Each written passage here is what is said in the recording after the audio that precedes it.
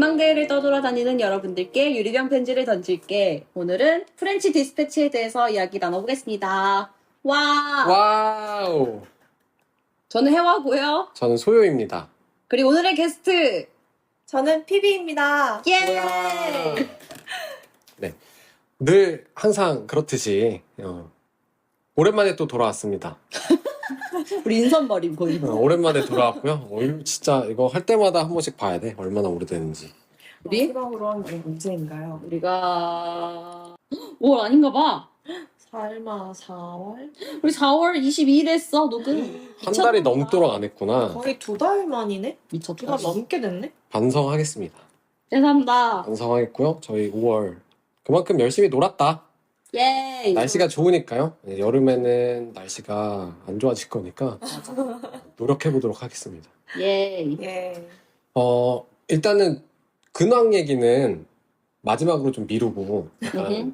따로 빼고 오늘 네. 이제 가야 할 이야기들이 많기 때문에 약간 영화 이야기를 본격적으로 바로 해보면 어떨까 싶은데요. 그래서 오늘의 영화 프렌치 디스패치, 이 영화가 어떻게 고르게 됐냐 하면 혜화랑 어쨌든 이제 거의 2년 가까이 이걸 하고 있잖아요. 2년 가까이 이걸 하고 있는데 그러다 보니까 약간 혜화의 취향인 영화, 소요의 취향인 영화를 좀 너무 많이 했다. 맞아. 너무 많이 하다 보니까 들으시는 분들도 약간 새로운 그림을 원할 수도 있다고 생각이 들었고, 또 작년에 강 작가님이랑 했던 영화들이 저가 굳이 안 봤을 법한 영화였는데 막상 보니까 또 생각이 많이 나고, 제가 또 파워릭 많이 좋아하지 않습니까? 그래서 이번에도 새로운 경험을 하면 어떨까 하던 찰나에 제가 보물을 발견했습니다. 보물. 갑자기 되게 트레저. 어떤 영화에 대해서 얘기를 하고 있었는데 설명을 너무 맛있게 하는 사람을 발견해서 바로 납치해 왔고요. 그 사람이 여기는 PB고, 그리고 PBC가 가장 좋아하는 영화 2편 중에 한 편인 프렌치 디스패치를 가져오게 됐습니다. 와우. 영광입니다. 이 영화를 혹시 이제 최고로 이렇게 좋아하는 영화로 꼽은 이유 같은 게 있을까요? 사실 제가 이 영화 처음 봤을 때는 처음 보고 진짜 울 뻔했어요. 어? 왜냐하면 반도 못 알아들어가지고. 이유가 있습니다. 제가 이 영화가 21년도에 나온 영화인데요. 맞아. 제가 미국에서 교환학생 하고 있을 때였는데 이 감독을 워낙 좋아해서 이 영화 개봉했을 때 친구랑 같이 보러 갔어요.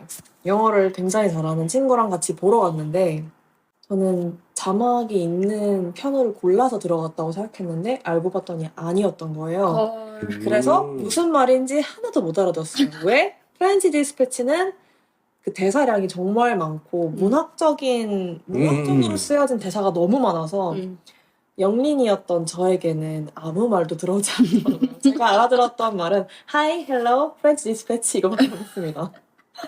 그래서 절망을 안고 귀국 후 나중에 넷플릭스를 통해서 다시 봤는데 부푼 마음을 안고 봤죠. 나 드디어 알아들을 수 있겠구나. 못 알아듣겠는 거예요. 자막을 봤는데도. 그래서 약간 마음이 가벼워졌어요. 아, 내가 영어를 그 정도로 못하는 건 아니었구나. 앞으로 봐도 모르겠구나. 그냥 이 영화가 어려웠던 거였구나. 심지어 프랑스어도 막 쓰잖아요. 맞아. 심지어 그 프랑스어 자막도 되게 빨리 지나가서 그것도 못 읽겠는 거예요. 그래서 굉장히 저한테 절망을 안겨줬던 그런 영화였는데 같이 보러 갔던 친구가 저한테 좀 TMI이긴 하지만 그 친구는 영화를 원어민급으로 잘합니다. 그래서 이제 영화 끝나고 부럽다. 터덜터덜 나오면서 너는 다 이해했지? 난 이해 하나도 못했어. 근데 그 친구가 아니야 나도 이해 못했어 라고 하는 거예요. 저는 이 친구가 약간 난 영어 못하는 걸 배려해서 그렇게 약간 착하게 말을 해줬나 보다 생각했어요. 원래 또 착한 친구여가지고. 근데 그냥 영화가 어려웠다. 네, 이 정도로 저희 첫인상을 말씀드릴 수 있을 것 같습니다. 그래서 어려워서 이 영화를 좋아한 거예요? 그래서 이 네. 영화를 홍대병이다, 홍대병. 없지 않아 있는데요. 날 어렵게 해? 좋아해주겠어. 맞죠. 그래서 제가 이 영화를 계속 이해하려고 몇 번 계속 봤어요. 왜냐면은 제가 일단 이해하기 이전부터 OST나 이런 색감을 너무 좋아해가지고 그냥 계속 틀어놓고 보고 싶은 그런 영화인 거예요. 그래서 계속 그냥 보다 보니까 더 좋아하게 된 그런 케이스라고 보시면 될 것 같습니다. 근데 뭔가 저는 딱 보자마자 완전 PB 같다라고 생각했어요. 뭔가 이제 PB랑 같이 막 전시도 몇 번 가고 이랬었는데 뭔가 그때 얘가 막 좋아했던 그런 뭔가 그런 그 뭔가 색채라고 해야 되나? 뭐 그런 거랑 약간 분위기랑 약간 이제 특유의 약간 홍대병 같은 깨끗이 오셨네요. 분위기가 완전 여기 아니 진짜 파지티브 I know, I know. 그런 느낌이 들어서 네. 얘가 이걸 왜 추천했는지 알겠다. 그리고 다음 주에 나올 작품도 함께 PB 같이 추천을 해줬는데 그랑 같이 해서 이것 역시 제가 누군가 추천해주지 않으면 특별히 보지 않았을 것 같은 영화라서 흥미롭게 봤던 것 같아요. 너무 도움이 됐다니 다행이다. 됐다. 자연스럽게 저의 첫인상 같은 거를 얘기해보자면, 저 이 영화 보면서 PB한테 DM을 날렸어요. 미쳤다. Crazy. 그래서 할 얘기가 정말 많다는 생각을 먼저 하면서 봤고, 프렌치 디스패치라고 하는 어떤 제목 때문에 어떤 언론사에 관한 이야기겠구나. 우리가 맞아. 언론사라고 하면 흔히 떠오를 수 있는 어떤 지저분한 그런 느낌 있잖아요. 진실을 파헤치고. 진실을 파헤치던지, 그렇죠. 그리고 이게 그 지저분한 어떤 무슨 가십. 가십 이런 그런 것들과 디스패치잖아요, 심지어. 그래, 그쵸, 제목이 그쵸. 디스패치야, 또 심지어. 그런 것들에 관한 어떤 약간 어지러운 영화겠구나라는 생각을 하고 봤는데 아니나 다를까 너무 문학적이고 그런 예술적인 귀여웠어. 이런 포인트들이 많이 강조되어 있는 작품이기도 하고 약간 되게 투머치한 부분이 있잖아요. 연출 기법이라든지 뭐 이런 것들을 정말 그래서 영화가 또 더 어려운 것 같아요. 그러니까 어렵다고 처음에 느껴지는 것 같아요. 왜냐면 그 짧은 시간 안에 너무 많은 정보, 그러니까 시각 정보, 맞아요. 음성적인 정보, 뭐 이런 정보들이 너무 많이 들어오니까 너무 어려운데 이런 것 꽉꽉 채워넣는 게 너무 제가 좋아하는 스타일이어가지고 하고 싶은 거 다 해. 맞아요. 하고 싶은 거를 다 했구나. 그리고 그게 약간 너무 재밌고 너무 좋고 부럽기까지 한 나도 이렇게 하고 싶은 걸 다 해보고 싶다 이런 생각 들고 사실 다 해본 적이 한 번 있었거든요. 그때 생각도 좀 나고 뭐 그런 식으로 해서 너무 재밌게 봤다. 네. 입니다. 저는 소요의 DM을 받고 좀 많이 뿌듯했습니다. 감동도 좀 받고, 내가 추천한 영화를 이렇게나 좋아해주다니, 정말. 그렇게 하면 기분 좋잖아요. 그니까요. 내가 추천한 거 네. 이렇게 좋아하면. 내가 뭔가 추천한 맛집을 데리고 갔더니 너무 맛있게 맞아. 먹어서 두 그릇 완뽕해준 그런. 완뽕해줘. 완뽕. 제가 깜뽕을 완뽕한 거랑 지금 말을. 완그릇 해준. 그치. 완그릇 해준 그런. 맥락으로 이해하십시오. 모두 다 잘 미안해요. 이해했을 거예요. 네. 뭐가 잘못된지도 몰랐어 사실. 네, 그랬고요. 영화에 대해서 간단히 그래서 소개를 해보자면 우리가 그랜드 부다페스트 호텔로 유명한 웨스 앤더슨 감독이 연출을 했고요. 출연은 굉장히 많은 배우들이 했어요. 프란시스 맥도웬드, 틸다 스윈든, 제프리 라이트, 오원 윌슨, 빌 머레이, 티모시 샬라메, 베니시오 델 토르, 레아 세두 이렇게 많은 배우들이 열연을 해줬고 그 다음에 보자. 개봉이 2021년 코로나 때네요. 맞아요. 맞네. 코로나 때 개봉을 했었고 그래서 러닝 타임은 1시간 48분. 굉장히 바람직하네요. 너무 좋아.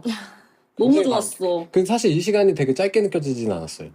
그쵸. 엄청 길게 느껴졌고. 맞아. 근데 그래서 좋았어요. 에피소드가 또 5개나 있어서 그랬을 겁니다. 그리고 스트리밍을 하려면은 디즈니 플러스에서 봐야 되는데 이 감독께 다 이쪽으로 가 있는 건가요? 이게 대부분의 웨스 앤더슨 작품들은 거의 지금 디즈니 플러스에서 보실 수 있는 것 같아요. 거의 지금 프렌치 디스패치 이전 포함해서 이전의 작품들 거의 다 여기 지금 들어가 있습니다. 원래는 넷플릭스에 많이 들어가 있었는데요. 지금 거의 다 디플에 들어가 있습니다. 뭔가 뒷불이랑 잘 어울려. 그러면 좀 동화 같고 아기자기한 면이. 특별히 안 찾아보고 뒷불에 있겠지 하고 들어가서 봤어. 오, 뭔가 느낌이. 아니 옛날에 PB가 저한테 막 이런저런 영화를 추천해 주는데 다 이 사람 영화 대부분이었어요. 어쩌다 보니. 근데 디플이 제가 없어가지고 디플은 내가 볼 수가 없는데 라고 하면서 약간 이제 제가 뒤로 밀어놨던 기억이 있었는데 그래서 저는 그냥 유튜브에서 유료로 결제해서 봤거든요. 왜냐면 이렇게 어차피 이제 방송할 거니까 계속 찾아보면서 볼 거여서 그렇게 했는데, 그 제가 유튜브 댓글을 보니까 여기에 무슨 영어 자막이 이 신문에 되게 막 이쁘게 그려진다고 그러던데. 진짜? 그래? 어? 그런 거 그렇진 않던데. 유튜브에. 아니, 유튜브엔 그게 없대요. 아, 그래요? 그래서 디즈니 플러스에 가야 제대로 느낄 수 있다 뭐 이런 댓글을 내가 본 것 같은데. 아, 그래요? 뭐가 다른지 모르겠다. 모르겠지만 뭐 그런 얘기가 있으니까 가능하면 디즈니 플러스를 결제해 보시는 것도 한 김에 볼 게 뭐 많이 있을 거 아니에요? 뭐 무빙 같은 거 맞아. 그런 거 보시면서 맞아요. 하면 좋지 않을까라고 좋습니다. 생각을 했습니다. 그래서 이 영화가 어떤 식으로 진행되는가 하면 프렌치 디스패치라고 하는 하나의 매거진이 있어요. 정확한 가십을 다룬다기보다는 에세이 매거진이고, 이 매거진의 편집장이라고 하는 아서 하위처 주니어라는 사람이 사망을 하면서 사망과 함께 프렌치 디스패치가 폐간하게 됩니다. 그래서 이제 폐간호의 기사들에 대한 이야기가 이렇게 진행이 되는 거죠. 그래서 프롤로그는 그래서 이런 사정을 설명하는 그런 에피소드. 그래서 옴니버스 형식으로 각 섹션마다 하나의 어떤 작은 단편 영화처럼 이렇게 짝짝짝 해서 마지막에는 이 사람의 부고와 함께 이제 마무리되는 이런 식으로 영화가 구성되어 있어서 거의 연작 영화? 단편의 연작들로 구성되어 있다고 생각하시면 좋을 것 같아요. 네.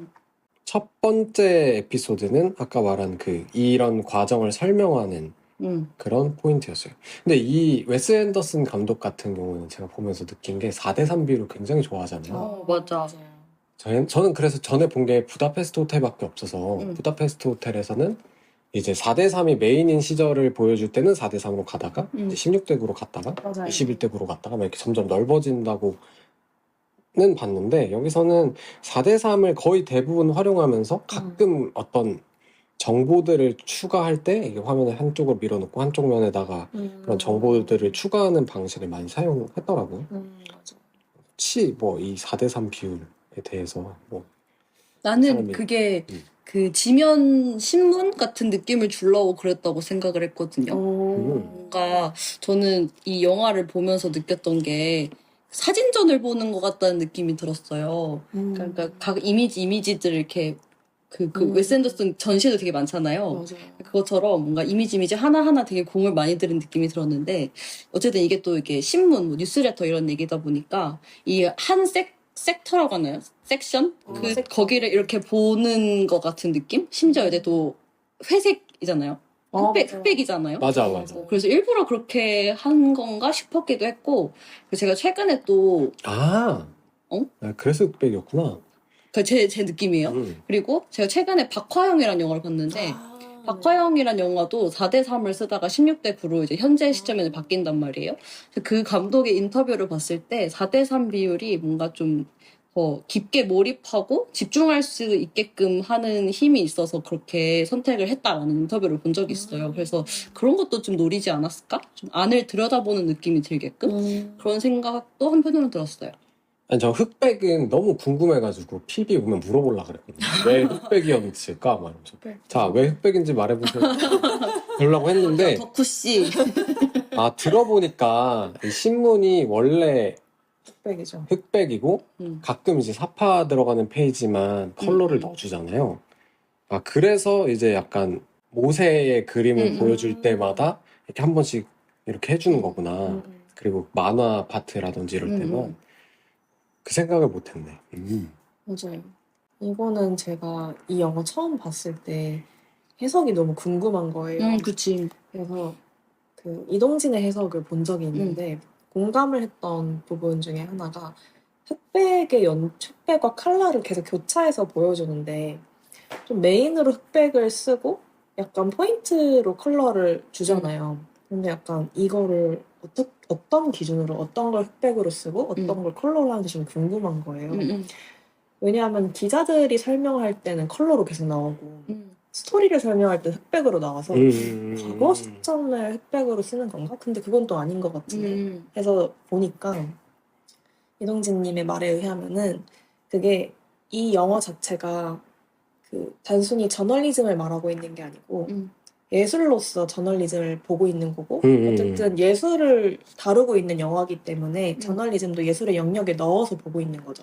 그래서 이 예술에 대해서 말하는 즉 기자들을 이제 예술에 대해서 다루는 그런 사람들로 본 거고 그래서 이 기자들은 컬러로 처리하고 그리고 이 예술가들이 설명하는 예술을 보여줄 때 예를 들어서 뭐 모세가 그린 그림이라든지 그런 식으로 보여줄 때는 또 컬러를 씁니다. 그래서 그때 좀 이해가 됐어요. 이 영화는 정말 예술로 가득한 영화구나.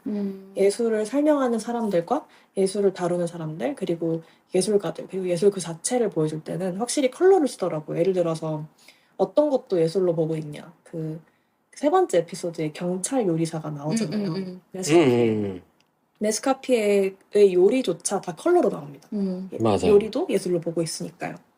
그래서 좀 재밌는 포인트라고 생각했어요. 저널리즘을 예술로 볼 생각은 사실 한 번도 못 해봤거든요. 그치.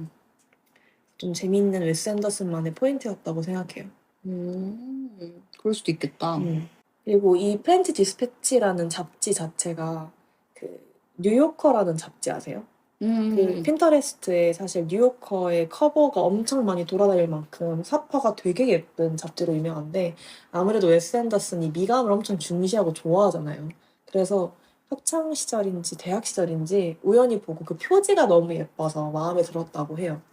그래서 이 전반적으로 프렌치 디스패치는 사실 뉴요커에게 보내는 자신의 약간 러브레터라고 하더라고요. 그런 걸 좀 생각하면서 이 영화를 다시 보면은 확실히 좀 그런 게 보여요. 성덕이구만, 성덕. 그쵸, 완전 성덕이죠. 그래서 하고 싶은 거 아까 다 했다고, 다 한 것 같다 이런 말씀 해주셨는데 맞다고 생각합니다. 자기가 좋아하는 잡지를 영화로 만든 느낌? 그러면서 약간 자기가 하고 싶은 거 다 보여줬다고 생각해요. 네.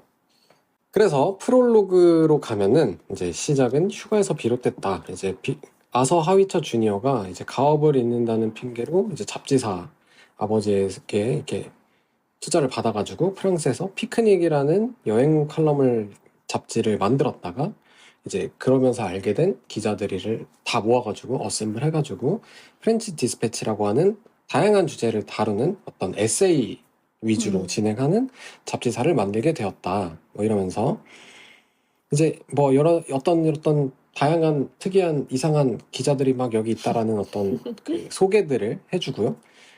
그러면서 이제 사람들을 모을 때마다 그 기자들에게 이렇게 얘기를 합니다. 그냥 그 의도적으로 그렇게 쓴 것처럼 써라. 그 의도가 됐든 안 됐든 의도가 있는 것처럼 써라라는 조언을 했다고 그 캐릭터를 설명을 해주고요. 그러면서 이제 유언장에다가 인쇄기를 해체해서 녹일 것, 건물을 모두 비우고 매각할 것, 스태프는 계약 해지와 함께 상당한 보너스를 지급하고 잡지의 발행을 영구적으로 중지할 것이라고 이제 유언을 썼는데 그러다가 어느 날 갑자기 죽게 되면서 이제 잡지가 마지막 호를 남겨두고 있는 상황에서 여기까지 설명한 다음에 다시 이제 아서가 살아있을 때로 시점이 돌아갑니다. 그래서 이 중간중간마다 기자들이 이제 자기 섹션을 끝내고 나면 아서와 피드백을 주고받는 장면들이 나오죠. 마지막에 약간 에필로그처럼 그렇게 나옵니다. 그래서 첫 번째는 지역 섹션. 여기 이 기사의 지필인인 허브 세인트 세저렉은 오원 윌슨이란 배우가 역할을 맡아줬고요. 그래서 프랑스의 앙리라고 하는 도시를 이제 자전거를 타면서 약간 기행처럼 에세이를 쓰는 그런 내용이에요. 그래서 실제로 자전거를 타는 세저렉의 어떤 시점에서 보여지는 도시의 풍경 같은 거를 그려주죠. 한국으로 치면은 박태원의 천병 풍경 같은 그런 느낌으로 도시의 풍경을 글로 쓰는 이야기잖아요. 그래서 나레이션이 굉장히 촘촘하게 등장해요. 그리고 도시를 굉장히 예쁘게 묘사를 해주고 거기에 맞는 풍경을 보여주는데 이게 저는 보통은 풍경을 보여주면서 거기에 맞는 해설을 갖다 붙이잖아요. 영상 매체라고 한다면. 근데 여기는 진짜로 에세이가 먼저 있고 거기에 맞는 화면을 갖다 준다는 인상을 많이 받았어요. 그래서 이 에세이에 맞춰가지고 그 장면을 오히려 꾸며낸 것 같다는 느낌? 그래서 어떤 세트를 준비해서 딱 보여주는 것 같은 실제의 도시의 모습이라기보다는 이 에세이를 통해 재구성된 도시의 모습을 보여주는 것처럼 구성을 해놔서 그 부분이 좀 재밌었고 저는 이렇게 느꼈어요. 웨스 앤더슨이 저널리즘이라고 하는 어떤 활자와 자기의 전공인 영상 매체를 믹스시킨 것뿐만 아니라 저는 이 활자라는 매체와 그다음에 활자 이전에 있었던 매체라고 하면 무대가 있잖아요. 무대 예술 이런 포인트들이랑 또 그 활자 안에서도 만화가 있고 글이 있을 수 있잖아요. 그림, 사진, 글, 만화 이런 것들이 있을 수 있는데 그런 것들이랑 또 영상 매체에서도 다큐멘터리가 있고 뭐 이야기극이 있고 그 다음에 애니메이션이 있잖아요. 이런 것들 어떤 다양한 예술 매체들을 전부 다 활용해 보겠다라고 하는 그 욕심 가득가득한 상태에서 만들어진 게 아닐까. 그래서 보면은 뭐 진짜 회화도 들어가고 애니메이션도 들어가는데 근데 무대 연출적인 물론 이거를 당연히 영화에서도 세트장 연출을 많이 사용하지만 그거를 되게 대놓고 이렇게 보여주는 게 되게 무대 같다는 생각도 많이 했고 나중에 그 티모시 샬라메가 나오는 그 정치 섹션으로 가면은 아예 또 무대 예술이 나오기도 하잖아요. 맞아. 연극이 나오기도 하고 그렇죠. 그러면서 그 다양한 거를 한 번에 다 보여주려고 하는 느낌을 좀 많이 받았어가지고 여기 지역색 섹션에서도 좀 그런 포인트들이 저한테 좀 재미있었습니다. 집합체네 완전. 그리고 저는 개인적으로 이제 그 세저렉의 패션이 되게 재밌었어요. 여기 이 사람들 보면은 잘 보면은 흰 옷 입은 사람 별로 없고 검은 옷 입은 사람도 별로 없어요. 그렇네. 이 프렌치 디스패치 맞아. 이 색이 딱 입혀질 때마다 음. 되게 약간 퐁퐁 약간 이런 느낌이었어. 주황색 퐁, 분홍색 퐁, 막 이런 느낌. 그리고 약간 레몬색 셔츠 같은 거를 많이 입고 있더라고요 여기서. 세저렉도 바지는 완전 초록색. 완전 초록색. 그 올리브 그린이 아니라 그냥 그린. 막 이러면서 패션이 좀 볼맛이 많이 났고. 오늘 어제 다시 보면서 느꼈던 게, 아, 저런 옷들은 어디서 사오는 건지 아니면 직접 만드는 건지 좀 궁금해지더라고요.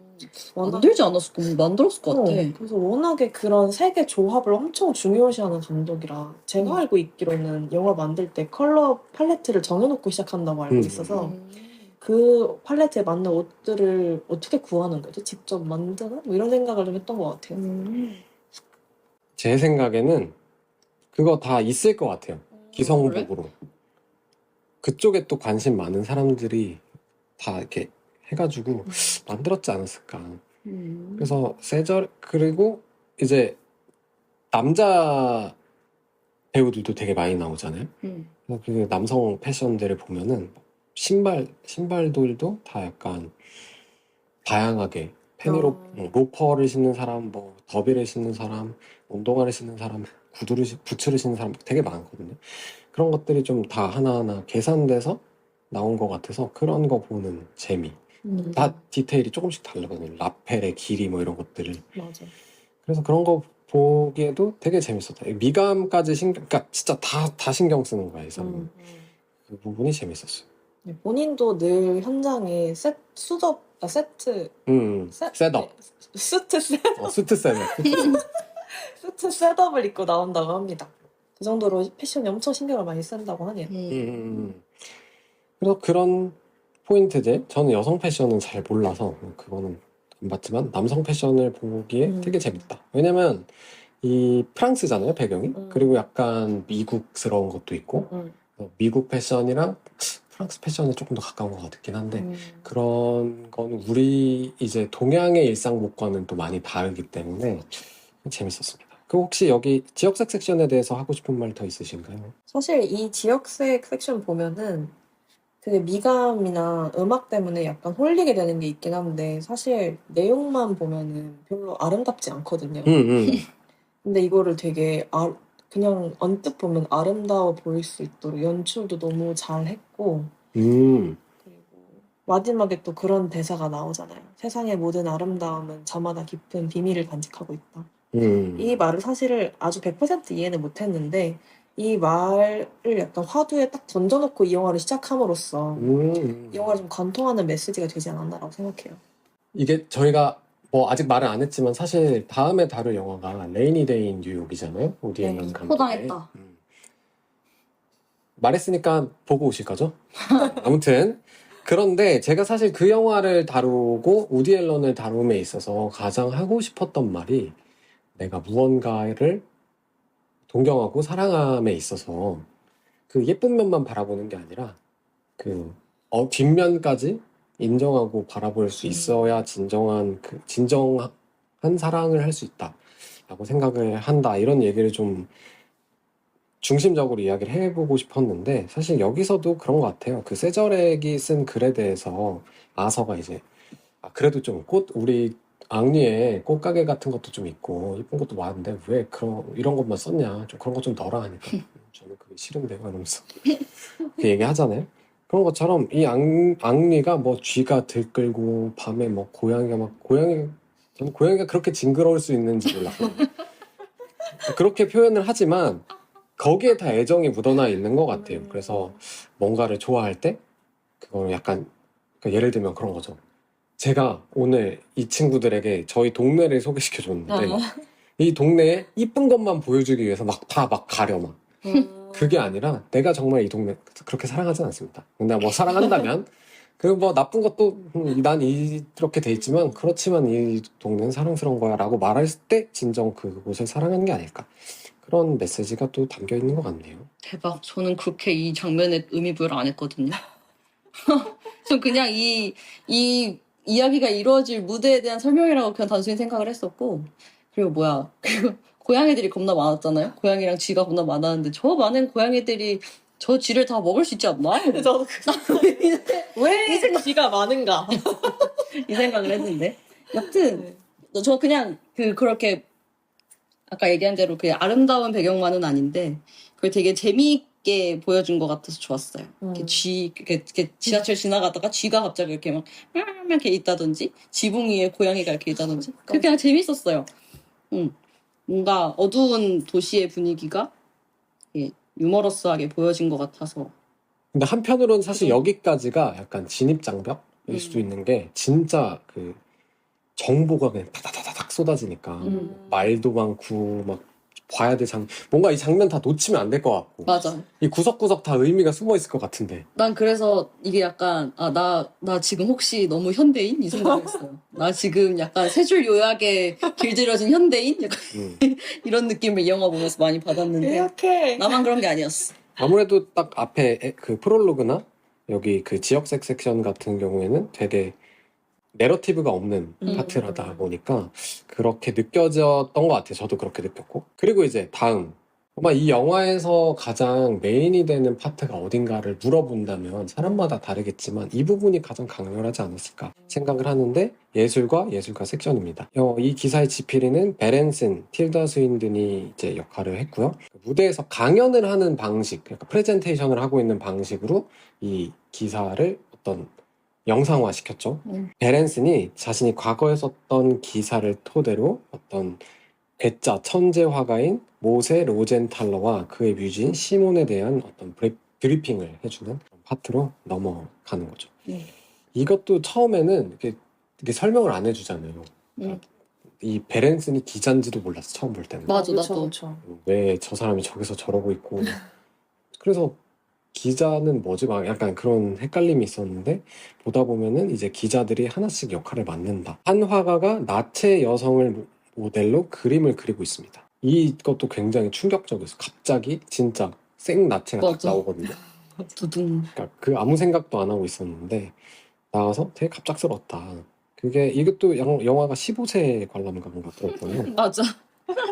기대하지 않았던 장면이 나왔을 때 그 파격 뭐 이런 게 있었던 것 같아요. 그런 걸 아무래도 또 노린 것도 있을 것 같아요. 그래서 나체의 모습을 그리고 있는 되게 지저분한 머리와 죄수복도 왜 이렇게 스타일리시? 맞아. 이 목걸이 뭐야? 이거 그러니까. 동그란 거. 그 죄수번호 목걸이가 그렇게 이쁠 리가. 내가 성자 같았어. 이렇게 하는데. 약간 수도승 어. 같은 느낌이 좀 맞아. 있고, 그러니까 디자인, 그 죄수복 디자인도 약간 원피스인데 아무래도 덩치 큰 사람들이 많다 보니까 그 턱을 엄청 많이 잡아놓은 그런 원피스를 입혀놨어요. 근데 모세는 거기에 이제 페인트가 엄청 이렇게 이쁘게 뿌려져 있어요.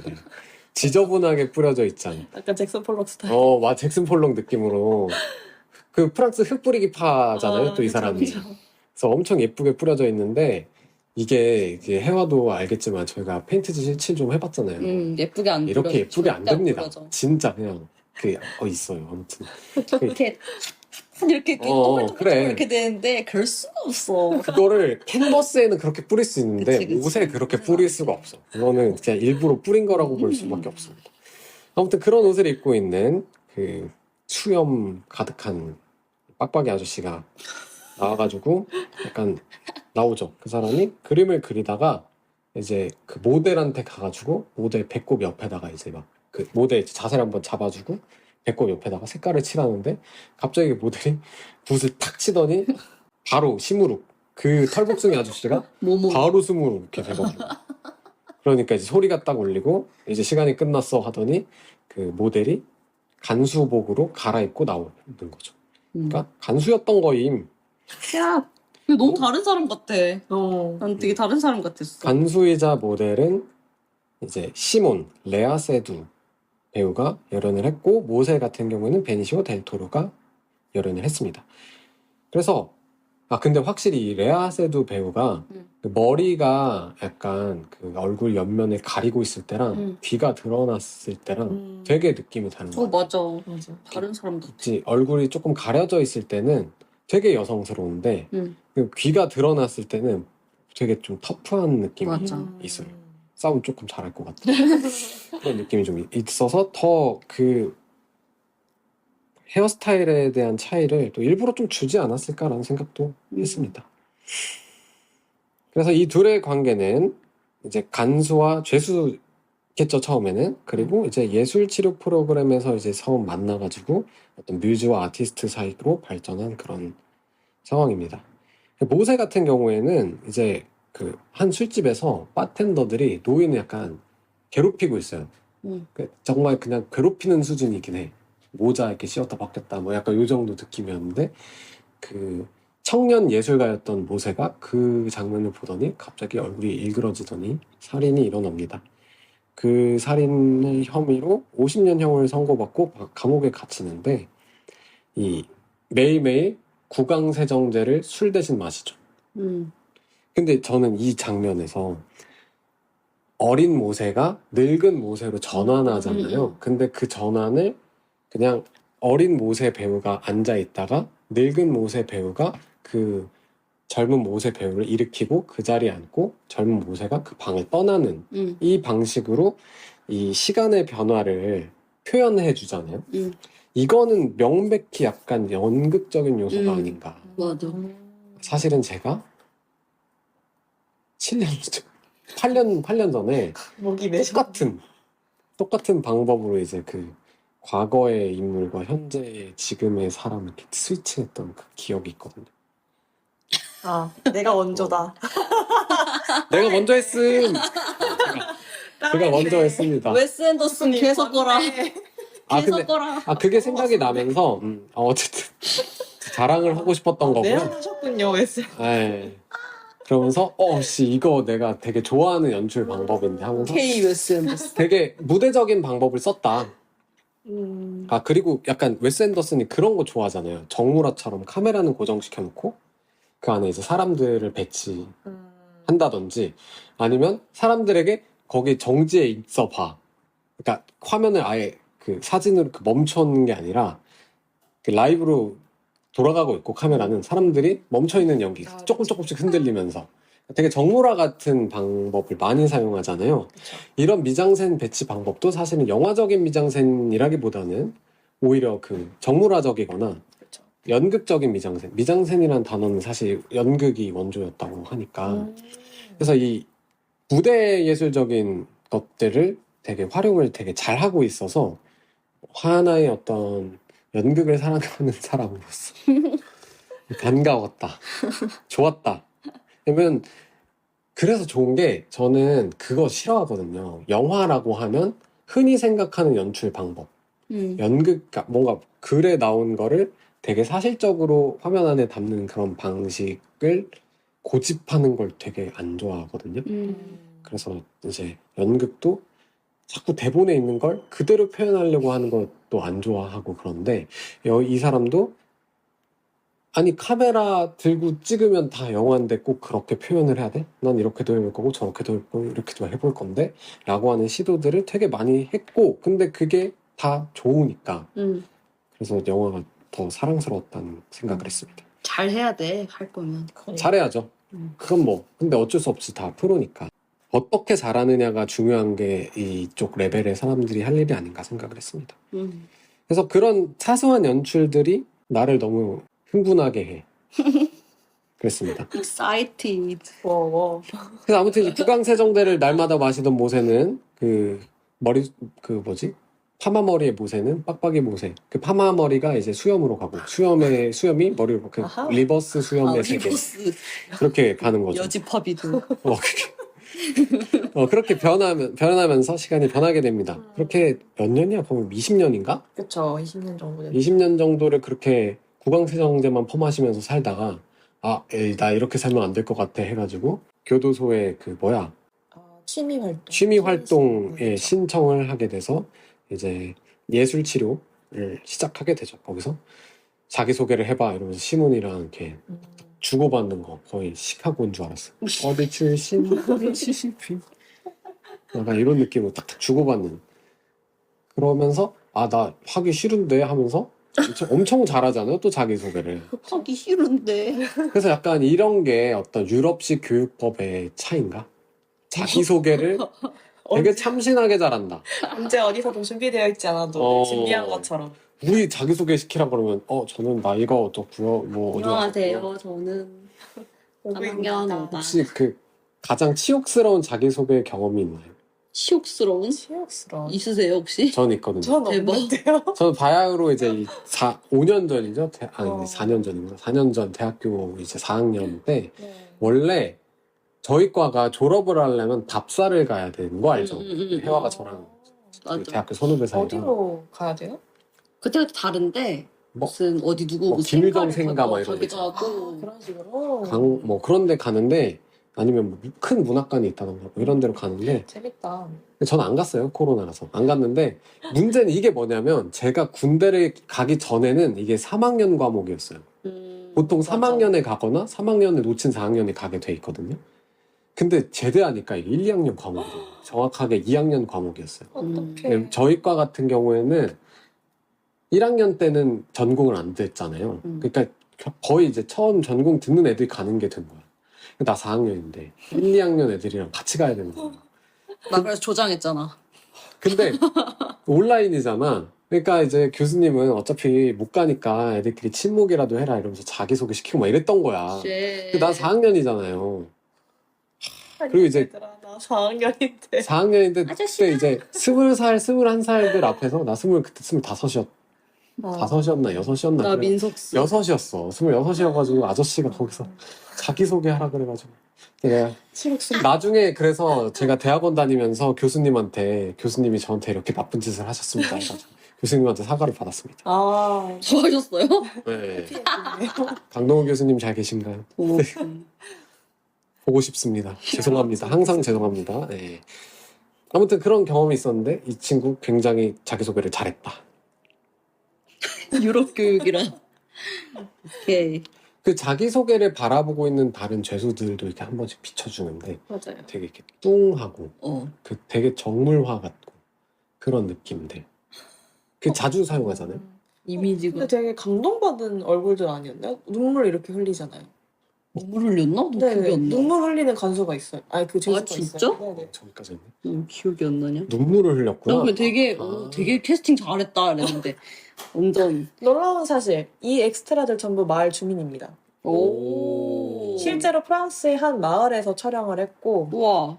그 마을을 이제 대다 세트도 물론 있었지만 마을의 실제 이런 장소들도 많이 섭외해서 봤었고 그리고 이런 엑스트라로 이제 데려온 사람들 대부분이 거의 다 마을 주민들이었다고 해요. 그래서 마을 주민들의 대부분이 이 영화에 참여를 했다. 하나의 신기하다. 거대한 즉흥이구나. 맞아요. 약간 재밌겠다. 마을. 나도 나오고 싶다. 그니까요. 약간 온 마을을 상대로 하는 아니. 그런 연극 같은 느낌? 어씨. 그 즉흥이라는 점까지 나 너무 사랑스럽다. 그쵸. 제가 또 이런 즉흥 되게 좋아하는 거 아시잖아요, 혜원 씨? 자의식을 막 투영하게 되는데 제가 옛날에 연출할 때 배우들 그 캐스팅 사다리 타기로 한 적 있어요. 아 정말. 그런 거 좋아. 그게 예술 아닌가. 베니시오 델 토로 이 배우가 네. 얼굴이 되게 입체적이라 그래야 되나? 맞아. 가만히 있어도 되게 주름이 되게 스펙터클해서 그런지 그러네. 눈물 흘리고 있어. 흘리고 있어. 되게 감정선이 다양하게 느껴져가지고 더 좋았어요. 맞아요. 또 분장 안 했을 때 모습이랑 완전 딴판이더라고요. 근데 또 꼭 이런 사람들 한 번씩 귀여워. 맞아, 귀여운 느낌이 좀. 한 번씩 귀여워. 꼭 이런 투염난 아저씨들이 한 번씩 귀여워요. 자기 소개할 때 좀 귀엽더라고요. 그래서 이제 시몬이 빠진 거죠. 처음 이 미술 치료를 하는 날 도자기를 굽게 되는데 이 도자기에다가 그림을 갑자기 어너더 레벨 클래스로 딱 보여준 다음에 그림이 뭔지 보여줄게 얘들아 하면서 싹 보여준 다음에 시몬한테 가서 혹시 이름이 뭐죠 하니까 시몬이 시몬 하는데 또 목소리를 지웠어. 맞아. 그래서 엄청 관능적으로 느껴졌어요. 맞아요. 그래 맞네. 그 관능적이네. 엄청 섹시했어 그 장면. 시몬 이렇게 하니까 바로 거기다가 또 그 조각칼로 이것도 약간 장난치잖아요. 약간 개그 콘서트 하듯이 그 싹 손장난 한번 약간 그거 아시나요? 그 내 안의 모든 것에서 류승범이 소 젖자는 장면 아시나요? 아 유승용이 유승용이 찹찹찹. 그것처럼 되게 싹 하더니 그 S자를 써줍니다. 그리고 이 둘은 연인인가? 연인이라고 나오긴 한 연인이죠. 것 같아요. 연인 사이가 되고 되게 동양화처럼 그렸어 그림. 맞아. 그러면서 이제 서로 되게 자유롭게 근데 재수랑 그게 되나 봐요. 재수 빼다가 막 잠도 자고 그림도 같이 그리고 약간 시몬의 지위가 어느 정도 있었던 것 같아요. 다른 간수 대하는 거 보면은 맞아. 저리 가 이렇게 명령하는 거 보면은 어느 정도 위치가 좀 있었던 사람 같아요. 맞아요. 근데 이 웨스 앤더슨의 이 프렌치 디스패치가 15세의 관람가를 받을 수 있었던 이유는 그 그림을 그릴 때만 나체가 나오지 둘의 성애가 묘사가 된다거나 아니면 한 침대에 누워가지고 나체가 나온다거나 이러지는 않아요. 맞아요. 기준이 그렇게 된다고? 좀 그랬던 것 성애 묘사가 나오지 않아서 되게 그 음. 예술적으로만 사용해서 15세였던 걸로 알고 있어. 근데 오히려 그래서 더 관능적인 것도 있었던 것 같아요. 자, 그래서 이제 모세가 시몬의 이제 그림을 이제 그리게 돼서 그 작품이 그 교도소였던 전시회 같은 거 예술 치료를 했던 작품들을 전시하는 작품 전시회에 걸리게 되고 때마침 탈세 혐의로 수감되어 있던 예술품 수집가 줄리안 카다지오, 에드리안 브로디라고 하는 배우가 역할을 했던 그 사람의 눈에 들게 돼가지고 이제 뇌물을 주고 그 그림을 구매하러 갑니다. 모세가 나포세일 이렇게 얘기하니까 이거 안 팔아? 팔아. 안 팔아? 팔아. 이거 그냥 파는 걸로 합시다. 그렇게 해서 결국 팔게 되는데 이제 계속 이제 감옥 문으로 이제 모세가 시몬이 이렇게 보고 있어요. 그래서 저 여자는 뭔데 계속 보고 있는 거야 하니까 이 그림의 이름이 뭐지? 발가벗은 시몬. 발가보는 시몬 무슨 실에서 뭐 이런 이름이었을 거예요. 그래가지고 저 여자 이름이 시몬이야 이래가지고 갓댐. 그러면서 이제 그림값을 협상하게 되는데 이제 담배 70개비만 줘 했더니 그걸로는 안 되지 하고 이제 이따 주머니에 있는 거 다 털어준 다음에 계좌로 얼마를 보내주겠다. 그렇게 해서 이제 하다지오가 그림을 이제 세일즈하면서 엄청 이제 모세 옥중화가 인기를 얻게 되고 주목을 받게 되고 이제 그 모세 화풍의 영향을 받은 사람들이 프랑스 흩뿌리기파라는 이름으로 이제 하나의 미술 사조. 뭐 그런 거를 형성하게 됩니다.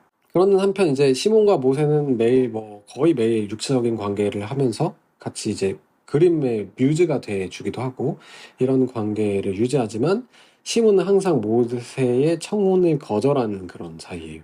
하고 싶은 말이 생겼는데 싫어. 이렇게 약간 이런. 안 돼, 돌아가. 아직 말을 다 끝내지 않았는데 안 안 돼. 돼. 내가 무슨 말을 할지도 모르잖아. 안 돼. 그래서 싫어. 약간 이런. 그러니까 모세가 귀여워요. 그리고 이제 3년 동안 이제 열심히 그림을 그리고 그러는 동안 시몬이 엄청난 어떤 인내, 가만히 있기, 매달려 있기 이걸 보여주면서 이제 그림을 그리게 되고 코어가 좋아. 카다지오가 와서 3년 후에 와서 나 더 이상 못 기다리니까 일주일 후에 너의 그림을 보러 사람들이 방문을 할 거니까 그렇게 알아 하니까 저기 모세가 1년만 더 줘 이러니까 카다지오가 끄악 하죠. 그리고 그냥 진행됩니다. 왜냐면 이미 시몬에게 컨펀을 받은 상태였어요. 어느 정도 그림이 준비됐다는 거고 그래서 이제 사람들을 다 이렇게 뇌물을 먹여가지고 또 돈 많아? 돈 많은 어떤 부인까지 수집가까지 쇼핑해오게 됩니다. 그 수집가의 비행기를 함께 타고 온 사람이 바로 우리가 잠시 잊고 있었던 이 기사를 쓴 기자, 집필자인 베렌슨이었고 와우. 그리고 훗날 이 프레젠테이션에서 밝히기를 모세와 연인 사이를 3년 정도 했었다나 뭐 그러면서 모세는 뭐 침대에서 저를 얼마나 거칠게 대했고 이러더니 갑자기 불 끄고 나와가지고 고백을 하고 그러면서 이런저런 어떤 사진 프레젠테이션 하다가 갑자기 자기 나체를 보여줘. 어머! 죄송해요. 이건 제 나체였어요. 실수. 이렇게 가죠. 약간 저는 이게 잘 몰라서 하는 말인데 프랑스 영화를 가끔 볼 때마다 항상 나체가 나오거든요. 맞아, 나도 그랬어. 그래서 약간 그 나라 사람들은 부드럽게도. 이 나체에 대한 저항이 조금 많이 낮은가? 이런 생각을 했어요. 뭐 나쁠 건 없는데 보는 사람 입장에서 그냥 무슨 차이일까? 뭐가 차이가 있구나. 이런 맞아. 걸 나도 많이 15세 영화를 봤는데 항상 나체가 넣었어. 나체가 항상 나와. 약간 내가 일본 소설 볼 때마다 뜬금없이 성관계 씬이 나오는 거랑 그니까. 비슷한 것 같아. 프랑스 사람들은 어떤 보여지는 것과 보는 것에 대한 어떤 저항이 많이 낮은 걸까? 라고 생각했어요. 왜냐면 되게 혼자서 그러니까 우리나라에서 어떤 기자가 프레젠테이션을 하다가 자기 나체가 나왔어요. 난리가 날 거 아니야. 근데 어머 실수. 실수를 했군. Sorry. 일부러 넣었다고 저는 생각했거든요. 그거 사실 맞아요. 그렇게 느꼈어요. 그거를 약간 이 여자 자체가 좀 그런 걸 자기에 대한 무언가를 과시한다는 같은 느낌을 자꾸 받았는데 그런 거의 일부가 아니었을까 싶어요. 근데 저도 정확하게 이해를 못했어요, 이 장면을. 그래가지고 이제 그 모든 어떤 내빈 여러분들이 이제 감옥으로 가죠. 감옥으로 가는데 여기서 4대3 비율을 그렇게 활용하잖아요. 한쪽으로 치우고 이 감옥으로 들어가는 사람들. 근데 항상 이 카메라가 어느 정도 고정되어 있잖아요. 사람들 표정이 대부분 얼빵해. 얼빵하게 그 이제 수레 같은 거에 타가지고 이렇게 들어가고 있는데 옆에는 이제 그 뇌물을 하나씩 약간 패돌리듯이 이렇게 주잖아요. 그래서 이 뭘 봐야 될지 헷갈리게 만드는 매력이 있었어요.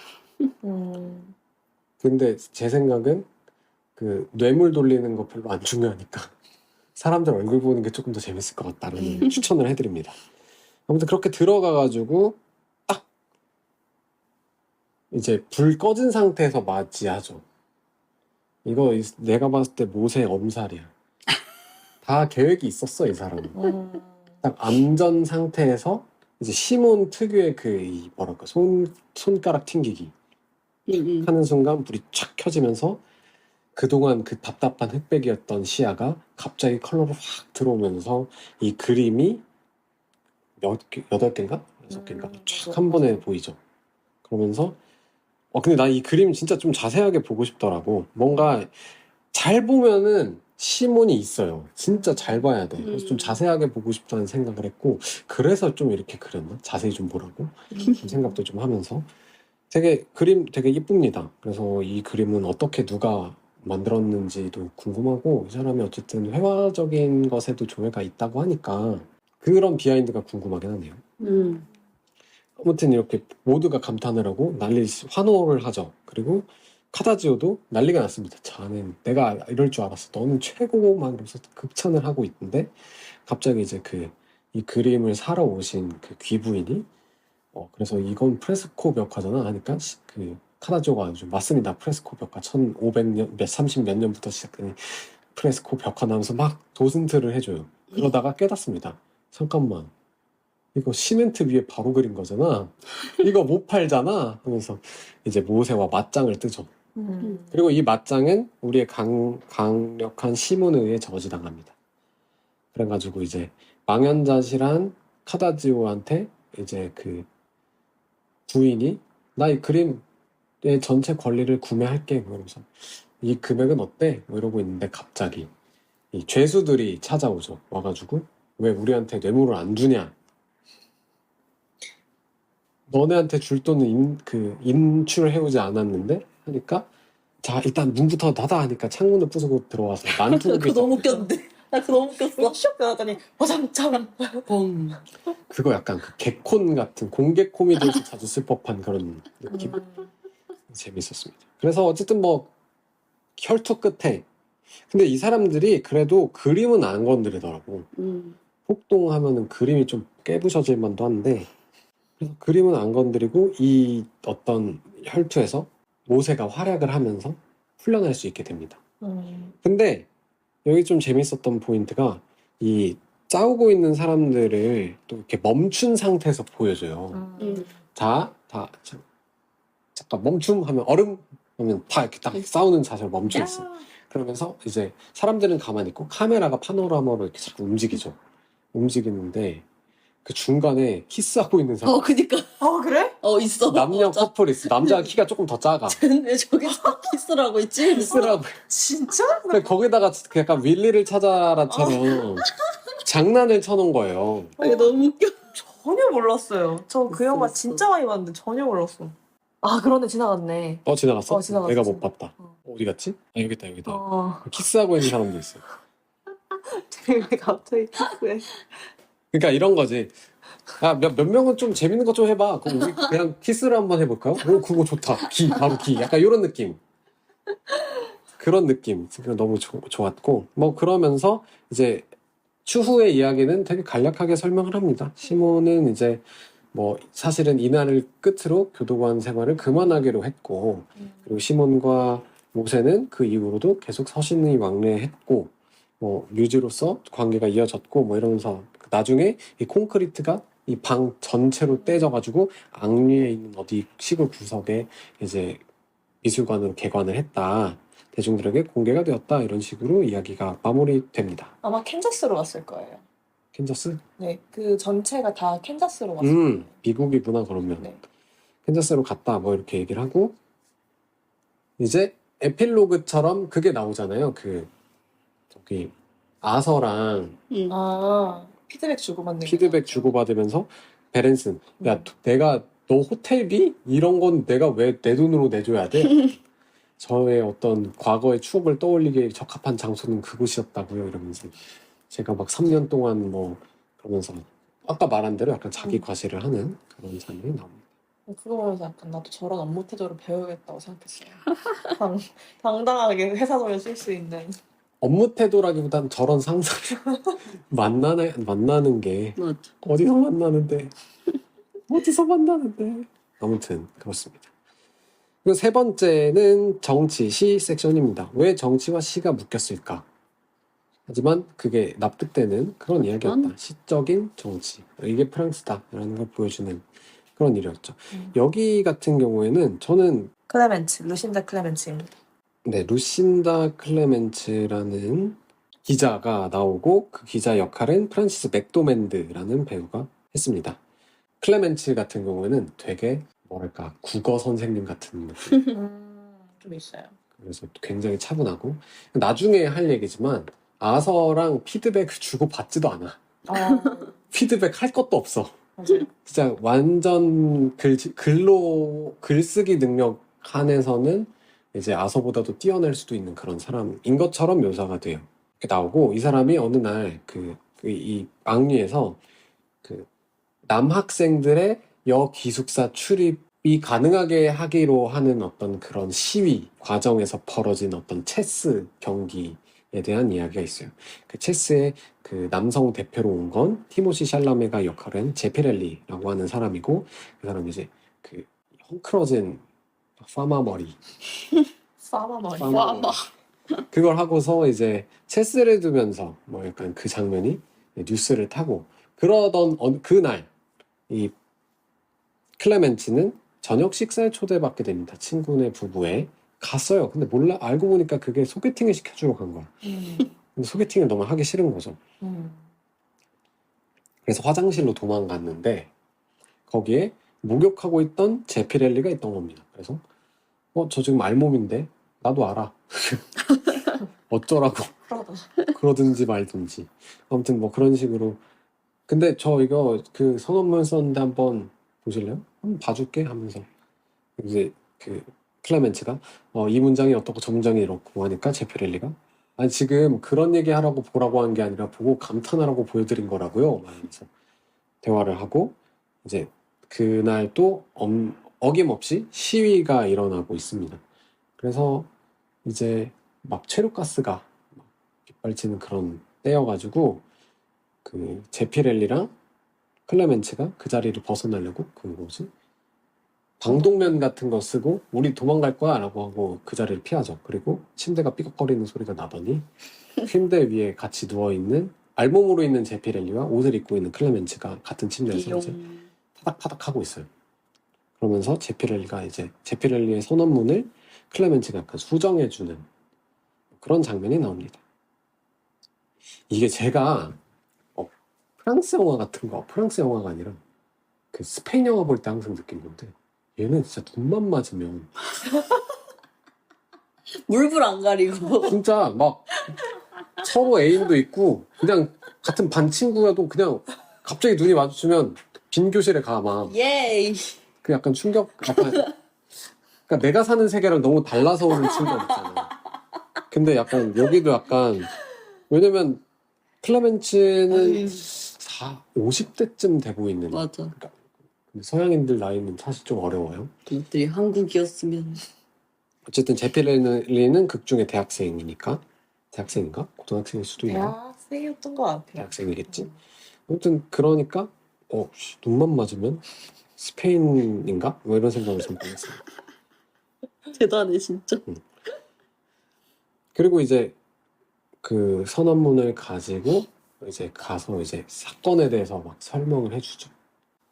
자, 이 사건의 배경은 6개월 전 지금과는 달리 평화로웠던 앙리의 샹 블레그라는 카페에서 이 학생들이 모여가지고 다양한 논쟁을 벌이고 있습니다. 정말 별거 아닌 것들로 다 막 논쟁을 부르고 있어요. 그런 상황에서 근데 저는 이 그 샹블레그를 표현할 때 이제 테이블 위에 두 사람이 이렇게 앉아서 얘기를 하다가 옆에 있는 그 세트장이 싹 치워지면은 내부가 되고 오, 나 그 너무 좋았어. 이런 장면들 그것도 엄청 연극적이죠. 세트 같은 거를 아예 그 카메라 안에서 노출을 해버리는 거잖아요. 이런 것들 너무 좋았다. 그러니까 약간 자꾸 나는 정형적인 어떤 사실주의 영화와는 다른 길을 갈 거야 라는 거를 그 반항적인 그런 모습들이 좋았다. 그래서 이 카페 안에서 막 뭐 이런저런 일이 있다가 갑자기 그 친구 중에 누구야? 미치미치? 미치미치가 입대를 해버려요. 입대를 했는데 이제 그 줄리엣이라는 친구가 와가지고 미치미치 군대를 갔다고? 그거는 비겁한 짓이야. 빨리 계급 부대 마크를 태워버리고 나와야 돼. 뭔 소리야? 징집당했는데. 야, 너는 징집이 안 되니까 그런 얘기를 하는 거 아니야, 이제. 근데 옆에 다른 여자애가 한 번씩 이렇게 설명해 주잖아. 맞아. 막 징집 그 부대 마크 떼고 하면은 이건 최소 빨간 줄이 그는 몇 년형 정도의 그런 엄벌이라고 막 이러면서 설명해 주잖아요. 그런 것도 웃겼습니다. 아무튼 그래서 말도 안 되는 소리 하지만 약간 서로 약간 불길이 튀는 근데 미치미치가 진짜로 부대 마크를 찍고 나옵니다. 그러면서 이 미치미치의 어떤 그 군대 안에서 있었던 일에 대해서 시간이 많이 지난 후에 번역을 본인 루신다가 직접 했다. 루신다 클레멘츠가 직접 자기가 했다면서 갑자기 그 연극 장면을 보여줘요. 저 미치미치는 불어를 쓰니까요. 그러니까 불어를 아무튼 보여줘요. 그것도 너무 웃겼어. 갑자기 연극을 보여준다고? 약간 시카고처럼 뜬금없이 무대를 보여주고. 뮤지컬. 근데 그거 보면은 그것도 재밌었어요.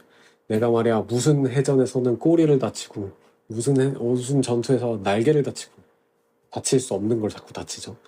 이런 장난들, 그런 장난들이 너무 재밌었고, 그 중에 한 명이 넌 제대해서 뭘 하고 싶어 하니까 난 항거자가 될 거야. 그게 뭔데? 그러니까 뛰어내려.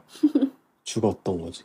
그걸 보고 미치미치가 이제 제대를 했다. 뭐 이런 제대? 타령을 했다. 뭐 이런 얘기가 갑자기 나옵니다. 되게 영화가 사변적이잖아요. 그러니까 하나의 하고 싶은 말 외의 정보들을 자꾸 보여주잖아. 예를 들면 그 전 예술가 그 예술가 섹션에서는 갑자기 그 지필인의 어떤 연애사 같은 거 막 보여주고, 나중에도 막 쓸데없는 얘기들을 많이 하잖아요. 근데 이런 쓸데없는 얘기들이 하나하나 모여서 이 앙리라는 도시를 되게 현실적으로 느끼게 해주는 것 같아서 저는 좋았습니다. 근데 이 연극에 대해서 약간의 부연 설명을 드리자면, 제가 생각했을 때 웨스 앤더슨이 이 영화를 좀 기점으로 연극적인 시도를 많이 하기 시작하거든요. 그래서 이때 이 장면이 유난히 아예 연극이라는 이름으로 삽입을 시켜버리잖아요. 이 한 장면으로. 이 다음 영화가 애스트로이드 시티라는 영화인데, 그 영화에 보면 아예 영화 속의 연극, 그 연극 속의 극 이렇게 해가지고 그런 이중 구조를 또 보여줍니다. 극중극? 네. 그래서 아예 이 영화 자체가 다 어떤 극작가가 쓰는 연극이라는 설정 하에 풀어져 나가는 그런 얘기가 구성이 되는데, 그거에 그 이전에 약간 요렇게 시도를 해봤던 것 같아요. 웨스 앤더슨. 점점 약간 본인을 드러내는 방식으로 변하고 있다고 봐도 괜찮을까요? 그런 것 같은데, 근데 최근에 나온 영화를 제가 얼마 전에 봤는데, 거기서는 또 그런 페르시안 스킨? 네, 그 페니키안 스킴을 봤는데, 페니키안 스킨. 나라가 조금 다릅니다. 네, 페니키안 스킴을 봤는데, 그 영화에서는 또 그렇게 엄청 그 이전에 극대화되었던 그 연극적 요소를 조금 더 죽였더라고요. 왜냐면 사실 그 이전엔 좀 심하긴 했었어요, 그런 요소가. 그것이 뭐 좋다 나쁘다를 떠나서 엄청 극대화되어 있었는데, 페니키안 스킨 때는 조금 줄어들고 다시 조금 이전과 비슷한 스타일로 돌아왔더라고요. 그 정도로 봐주시면 될 것 같습니다. 연극이 끝나고 다음 날부터 탈영민 군 모독죄로 미치가 체포되면서 이제 상 블랙 카페는 반동적 신자유주의 혁명적 타도를 위한 젊은 이상주의자 운동 본부가 됩니다. 이름 굉장히 어렵네요. 그래서 이제 앙리는 이제 청년층과 장년층의 어떤 세대 갈등의 장이 되어서 이제 요즘 애들은 쯧쯧쯧하는 그런 구호가 달린 플래그와 또 이런 새로운 이야기를 하고자 하는 플래그 두 개가 맞서 싸우고 있는 모습을 보여줍니다. 그리고 그 어떤 청년 이상주의자 운동 본부의 이제 약간 우두머리 역할을 남자 대표 제피렐리, 여자 대표 줄리엣 이런 식으로 맡아가지고 둘이 또 약간 티격태격하죠. 그러면서 옥상 방송타워 교내 식당에서 식권 사용이 금지되고 12월에는 도서관 책 미반 납시가 일어나고 약간 그 다음에 2월에는 여자 기숙사 봉기 아까 그 체스를 했던 그런 것들이 일어나고 3월에는 이제 이 모든 걸 체스로 끝내자 이러고 이제 그 바리케이트를 세우고 그 약간 확성기를 통해서 그 위치를 불러주는 방식으로 이제 원격 체스를 두고 있는 거죠. 재밌잖아요. 약간 옛날에 컨트롤 비트 대전처럼 컨트롤 비트.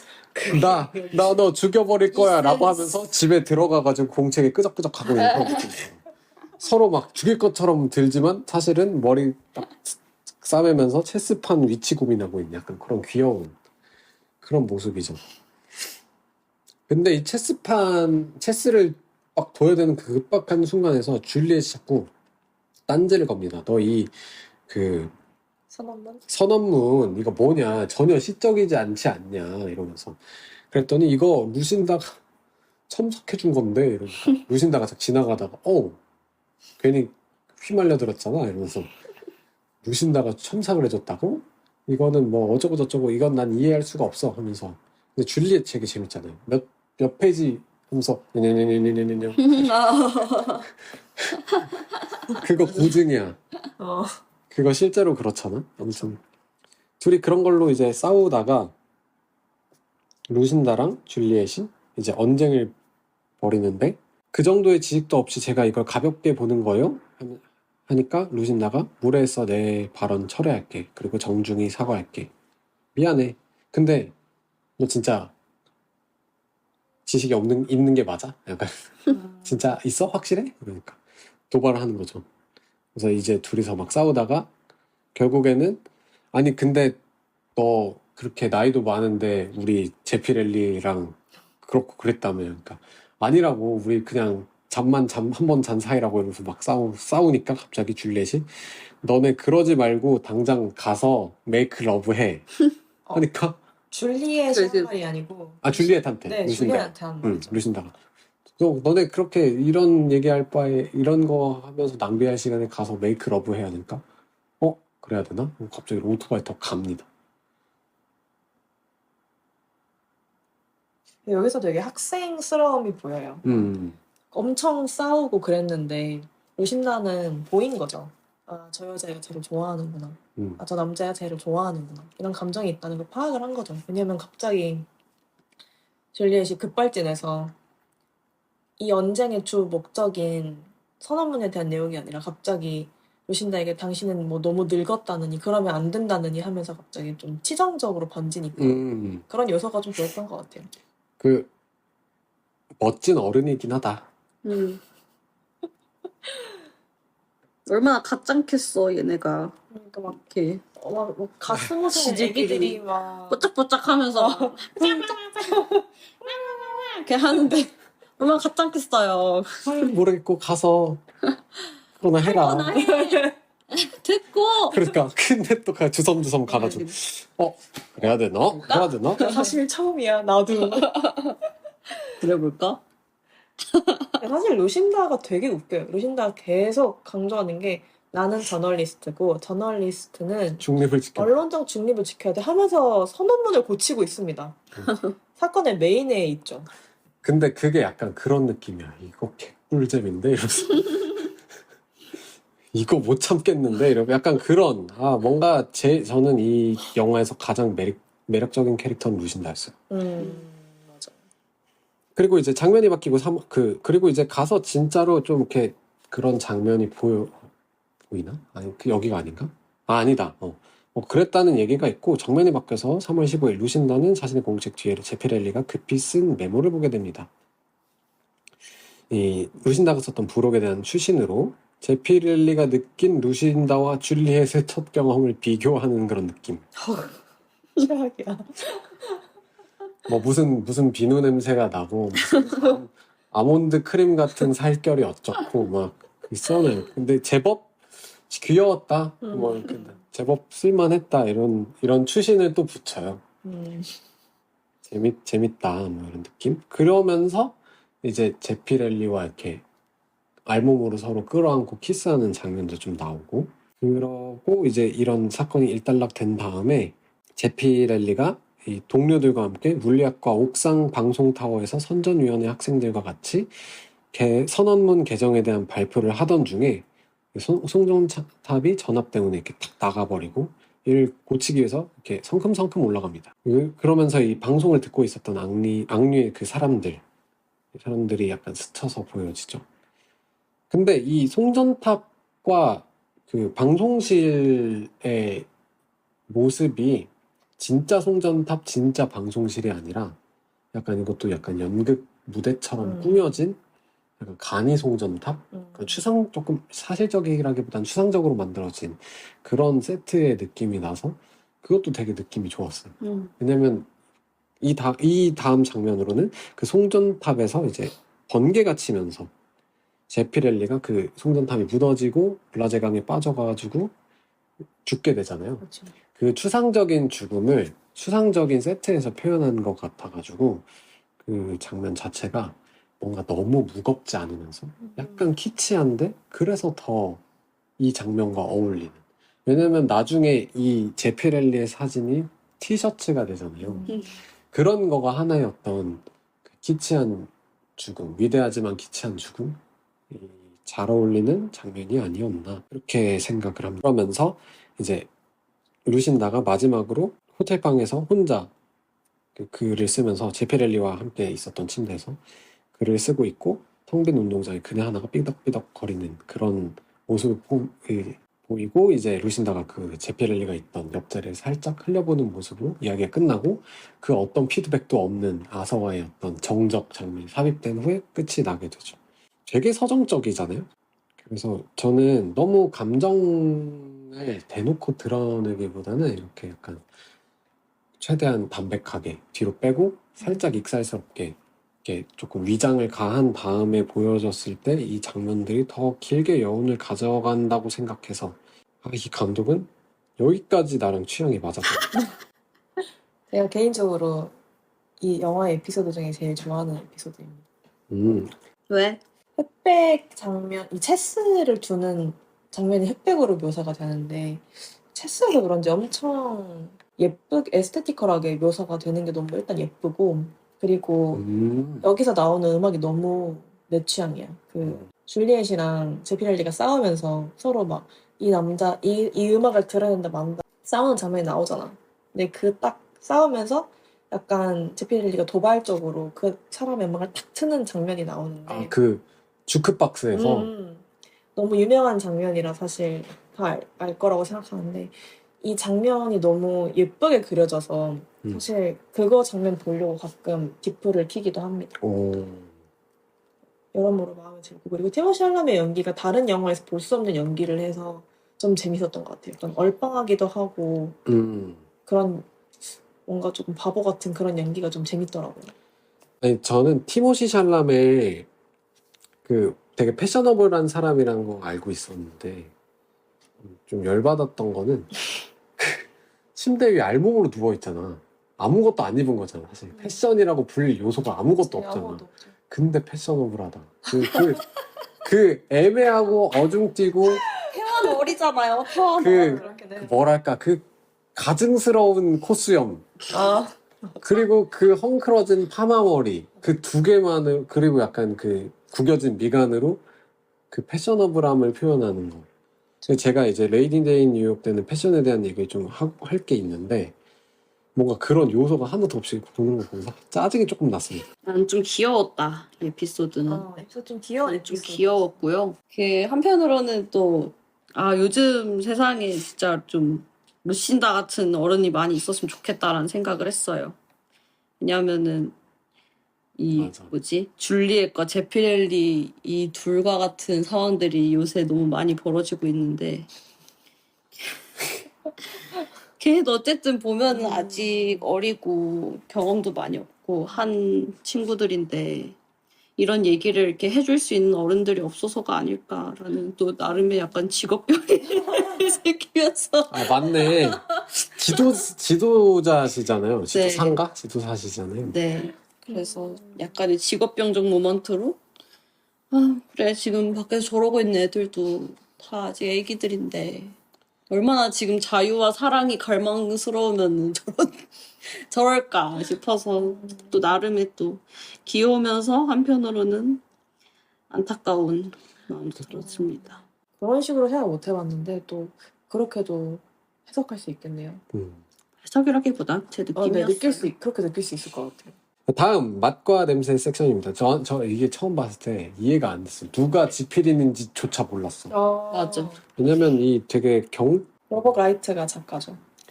로버트 라이트가 제프리 라이트 씨가 열연을 했네요. 아무튼 이 사람이 어느 TV쇼에 게스트로 나오는 거예요. 여기서는. 그러니까 난 당연히 진행자가 좀 그쪽인가? 그래서 뭔가 이상한 거야. 말은 얘가 계속 다 하는 뭐지? 약간 이런 생각을 했고 그 다음에 이 로버트 라이트의 착장이 약간 그 사파리 같아요. 그러니까 얘가 진짜 경찰인 줄 알았던 거야 처음에는. 사파리 복장을 보고요? 아니, 그 경찰복이 이 나라에서는 이렇게 생겼을 수도 있겠구나. 굉장히, 그러니까, 그러니까 오렌, 약간 웨스턴? 웨스턴 룩 입고 있지 않나요? 근데 오렌지색 엔지니어 부츠랑 약간 그 소방관 같기도 하고, 그래서 얘가 약간 그런 건가? 하고 보니까 약간 헷갈렸어요. 처음에 헷갈렸고, 저는 이 영화 2번 봤거든요. 그래서 2번 볼 때 완벽하게 이해할 수 있었다. 아무튼 로벅 라이트가 이 토크쇼에 진행해가지고 자기가 썼던 기사를 회상하는 방식으로 이번에는 구성을 하고 있어요. 그러니까 어떤 다큐멘터리, 르포, 재연 드라마 같은 느낌의 컨셉을 가져간 거죠. 그래서 이 사람은 자신이 가진 기사를 그 활자 기억법을 통해서 완벽히 기억을 하고 있는 모습을 보여줍니다. 어느 정도냐면 중간에 진행자가 말을 끊으니까 잠시만요. 책갈피를 꽂고 올게요. 꽂아. 네, 이런 느낌으로 이야기가 진행이 되고 자기가 경찰서장의 저녁 식사에 초대받아가지고 경찰서에서 식사를 대접받으려고 했는데 갑자기 그 서장의 아이가 납치를 당하게 되면서 벌어지는 갑자기 활극에 대한 추격전에 대한 이야기를 보여주죠. 거의 뭐 노홍철과 박명수급이었다.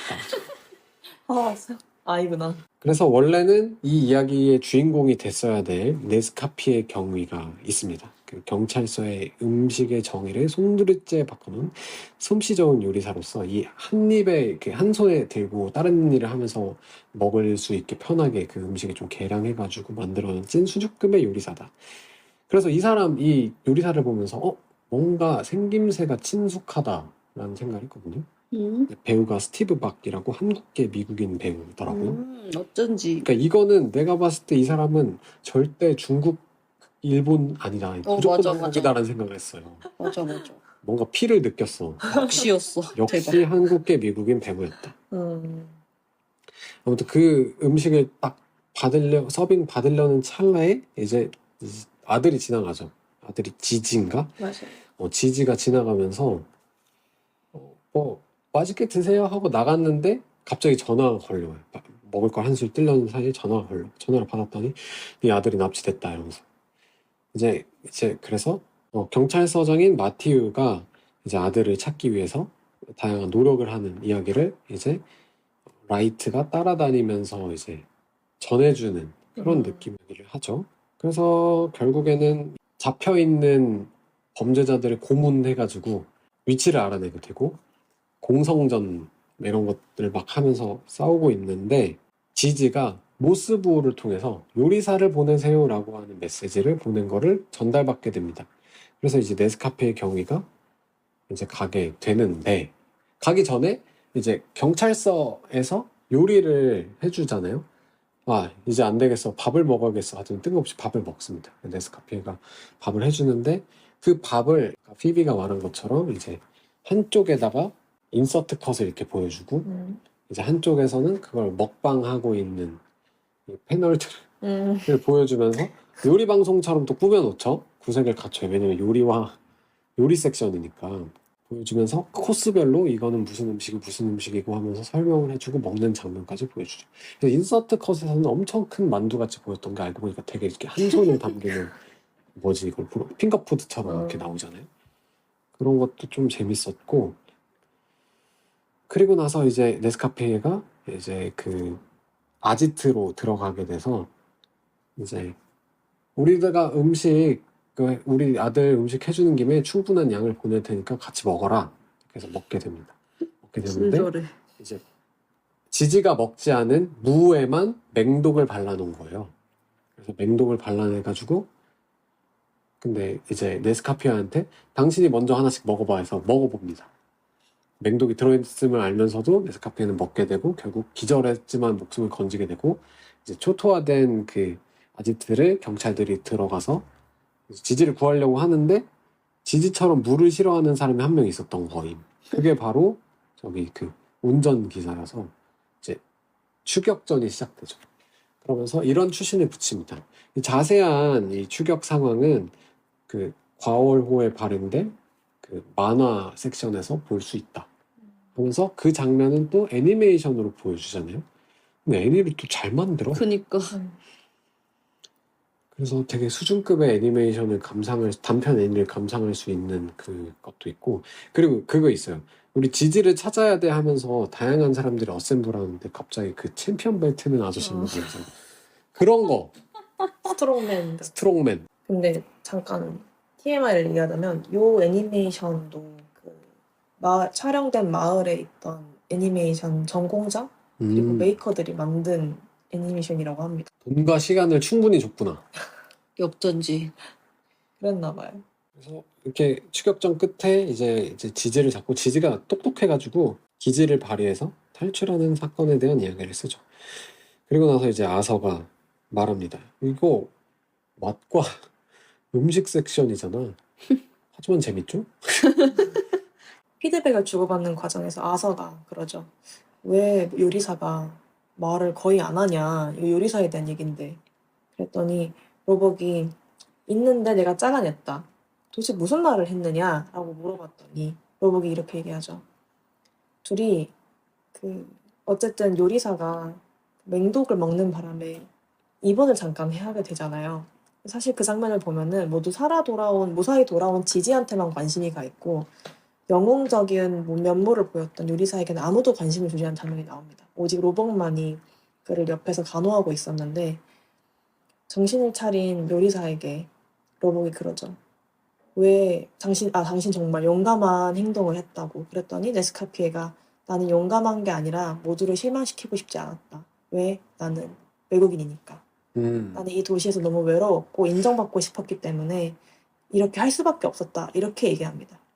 근데 로벅이 사실 이 외로움에 공감을 하는 그 이유가 로벅은 영화에서 동성애자로 나옵니다. 그리고 이 동성애자라는 면이 되게 강조되지 않고 약간 은은하게 암시만 되는데요. 문제는 이게 시대적 상황이 좀 옛날이기 때문에 동성애자들이 핍박을 받던 시대예요. 그래서 이 동성애를 했다는 이유만으로 이 로벅이 감옥에 가는 일도 있었죠. 그래서 그런 자기의 지향성 때문에 오는 또 외로움이 있기 때문에 둘이 외국인으로서 공감을 합니다. 그래서 이 장면이 굉장히 포인트였던 것 같아요. 그리고 그러잖아요. 그 이야기를 하기 전에 이제 구겨진 종이를 이렇게 가져와가지고 아서한테 주니까 아서가 그걸 펴가지고 읽어보는 그런 느낌으로 연출되잖아요. 저 지웠던 대사죠. 그리고 그런 포인트들도 되게 디테일하게 묘사가 잘 돼 있어서 좋았다. 이렇게 해서 이제 메인 섹션들이 끝나고 이제 에필로그에서 다양한 필진들이 나와가지고 다시 한번 개성을 보여주는 그런 장면으로 이야기가 담백하게 마무리되게 됩니다. 이 영화 같은 경우에는 어쨌든 저희가 음성으로 전달을 해드리고 있는데 그러다 보니까 주로 내러티브 위주로 설명을 해드릴 수밖에 없지만 미장센적으로 굉장히 훌륭하다 보니까 그런 것들도 되게 궁금하실 테니 보면서 즐겨보시는 게 좋지 않을까라는 생각을 했습니다. 웨스더스는 봐야죠. 눈으로. 눈으로 보는 영화라고 생각합니다. 특히 이 작품이 약간 예쁜 팝업북 보는 그런 느낌이 좀 있어서 그래서 실제로 보시면 더 만족스러우실 거다. 그렇게 생각합니다. 이 영화에 대한 한마디의 말, 그리고 추천해줄 만한 사람. 방금 말씀드렸던 것처럼 이 영화는 예쁜 팝업북이다. 이렇게 말씀드리고 싶고 이유는 뭐 아까 설명드렸으니까 따로 설명하진 않겠고요. 그리고 추천해주고 싶은 사람은 사실 이 두 분께 지금 추천을 드린 상황이기 때문에 저는 이미 미션을 완료했습니다. 뭐야, 우리 둘이 돌리면 되는 거야? 근데 너무 또 소요가 너무 또 잘 봐줘가지고 너무 뿌듯한 그런 느낌이 큽니다.